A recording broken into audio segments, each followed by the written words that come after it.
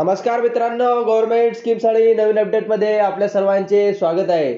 मित्रांनो, आजच्या आपल्या व्हिडिओच्या माध्यमातून आपण तुमच्यासाठी दिव्यांगांसाठी एक महत्त्वपूर्ण माहिती बघणार आहोत.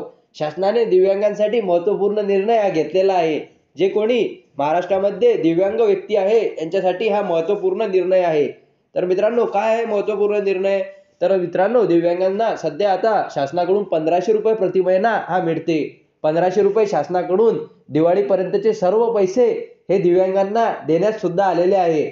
परंतु आता जे काही नोव्हेंबर महिन्याचे जे पैसे आहे ते शासनाकडून सध्या मिळालेले नाही. सध्या निवडणूक कालावधीमध्ये कोणत्याही योजनेचे पैसे हे वाटले जात नाही. तर डिसेंबर महिन्यामध्ये जे काही दिव्यांगांना पैसे हे येणार आहे, येत्या 20 तारखेला महाराष्ट्राची निवडणूक होऊ घातलेली आहे. 23 तारखेला त्याचा रिझल्ट लागल्यानंतर महायुती सरकार जर आली तर महायुती सरकारचं आश्वासन दिव्यांगांसाठी असं आहे की दिव्यांगांना 1500च्या ऐवजी 2100 रुपये मिळणार असं आश्वासन महायुती सरकारकडून दिव्यांगांना आणि ज्येष्ठ नागरिकांना देण्यात आलेलं आहे. जे कोणी पेन्शनधारक आहे, राजीव गांधी पेन्शनधारक, संजय गांधी पेन्शनधारक, दिव्यांग पेन्शनधारक आणि श्रावणबाळ पेन्शनधारक या ज्या पेन्शनधारकाच्या योजना आहे, या योजनेच्या संदर्भात शासनाचा महत्त्वपूर्ण आश्वासन हे जनतेला आहे.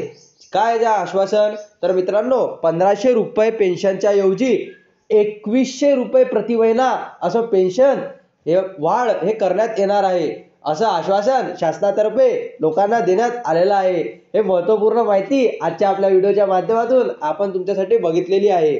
मित्रांनो, तुम्हाला जर व्हिडिओ आवडला असेल तर आपल्या व्हिडिओला लाईक आणि सबस्क्राईब करायला विसरू नका, जेणेकरून अशीच महत्त्वपूर्ण अपडेट आपण तुम्हाला पुढे देखील देत राहू. धन्यवाद.